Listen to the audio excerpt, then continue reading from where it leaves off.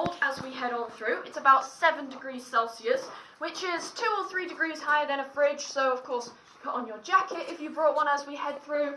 But it actually stays this temperature all year round. It doesn't change according to the season, so this would have been a much preferable alternative in the winters when they would reach negative temperatures.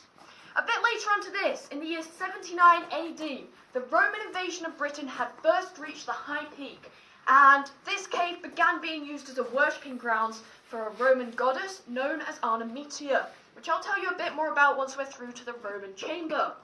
Further on from this, in the 1400s, these caves started being used as a hideout for outlaws, criminals, and thieves around the area.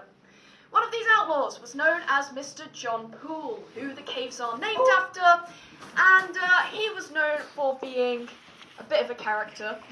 He was not particularly popular through the town of Buxton, which I'll tell you more about once we're through to the first chamber.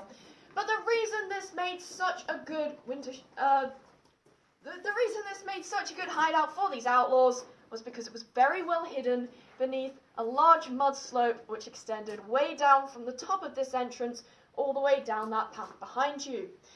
It would have stopped around where that wooden fence sits, and the actual opening itself was about 2 foot tall, so about as high as my knee right here.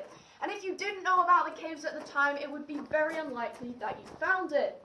It is said that the townspeople of Buxton eventually found this cave, which was being used as John Poole's hideout, and they came up here one day, and eventually John Poole met his untimely end.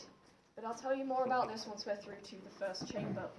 If you'd like to follow me this way, there are just a few low points through the cave.